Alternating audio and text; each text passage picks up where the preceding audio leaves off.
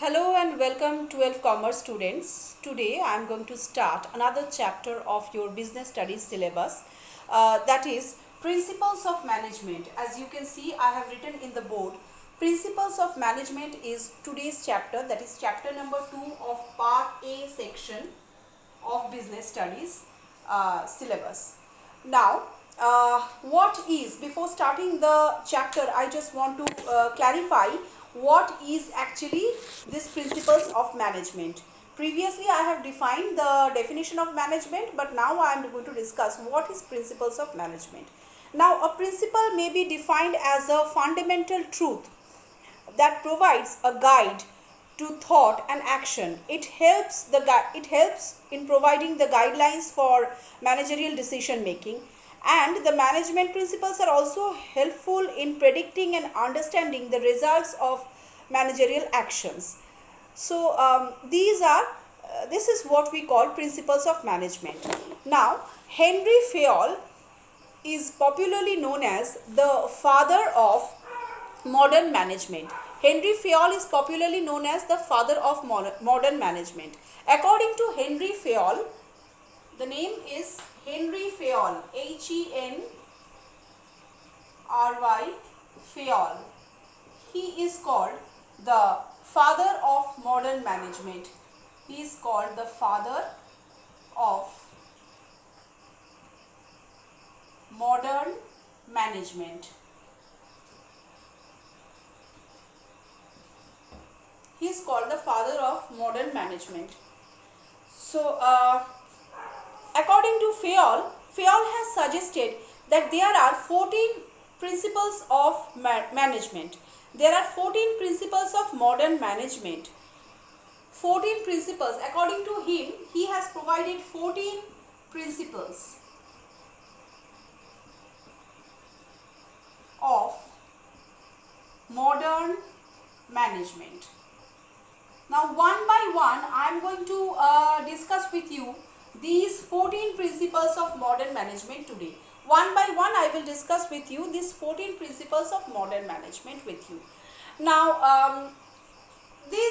among these 14 principles that a management must follow, the first one is division of work. So, in the board, I am writing one by one these 14 principles.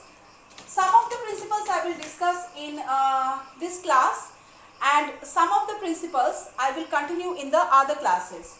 So, first among these 14 principles is division of work.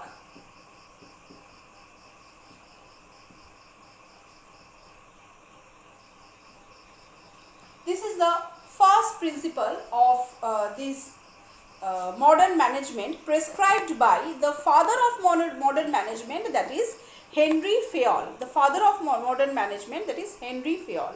Now, what this division of work implies? Division of work means dividing a total task into several different parts. Dividing a total job into dividing the total job into different parts and then assigning each part to a certain group of people who is skilled in doing that particular job.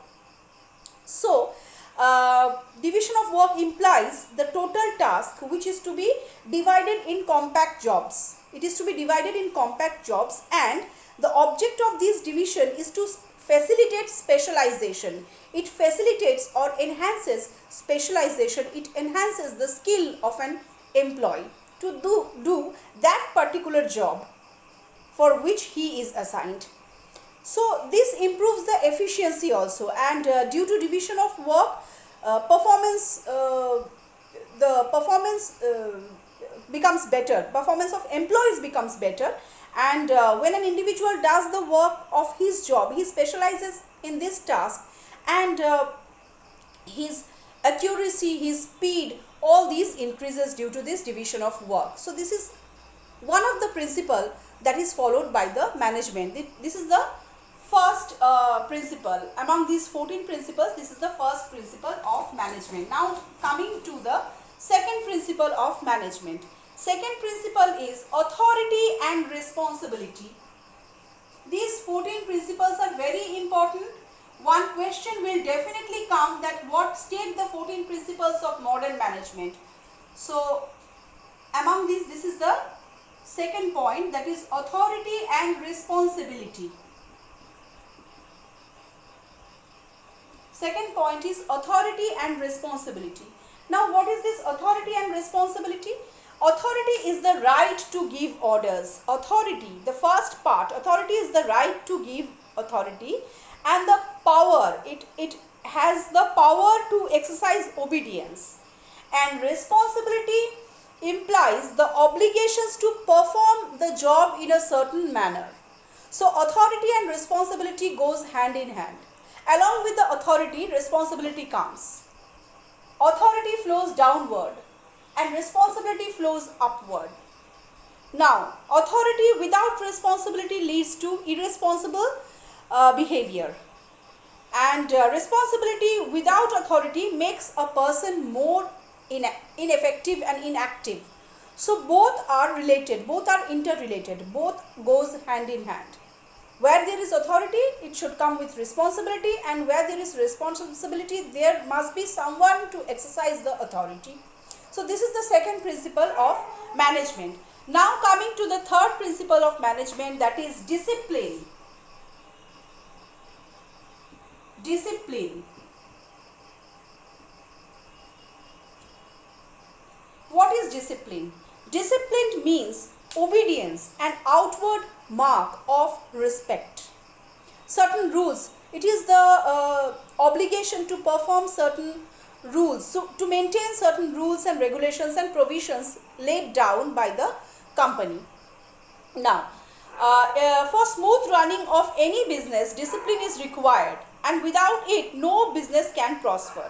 Clarity, good supervision, and built-in system of reward and punishment ensures good discipline in an enterprise. So discipline is required for a smooth running of an organization. A well-organized company must have a discipline to be followed by the employees. So this is the third principle of management. Fourth principle is unity of command. Unity of command.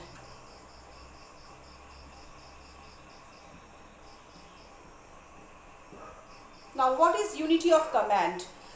This principle states that one subordinate should receive orders from one superior only. There should be one boss, there should be one head, because multiple heads and having multiple boss can lead to confusion. So there must not be any confusion. The orders must be coming from one head. So the command must be to follow the command. The command should come from one head, from one superior only. So that is what we call unity of command. The subordinate should be accountable to his superior only, from whom he is receiving the orders. In other words, every employee should have only one boss. I told you that dual or multiple command creates chaos in the organization since it undermines authority. Next comes unity of direction. Number 5 is unity of direction. I am writing it over here. Unity of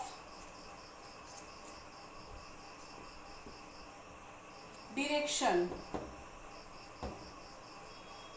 Unity of direction. Now according to this principle, there should be one plan which activates.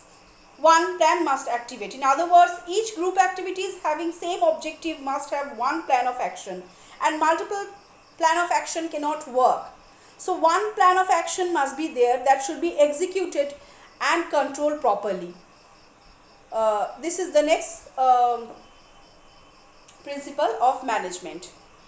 Number 5.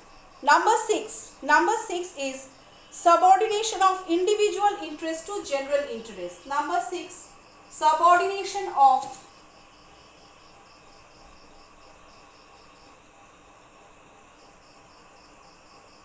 general interest to individual interest. Subordination of individual interest to general interest. According to this principle, interest must be discarded. Individual interest should not be followed, and general interest must be maintained in the organization.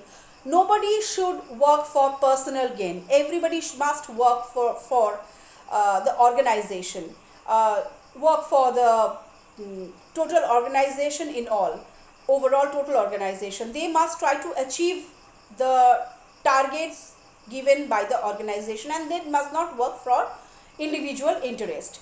So this states that it means that self-attitude of an individual should be surrendered. It affects the interest of the enterprise.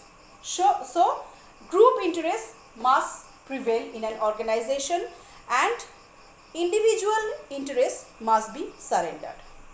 So in this class I am explaining only 6 points. In my next class I will continue with the other 8 points to complete the 14 principles of management. So wait till my next class. Till then, goodbye.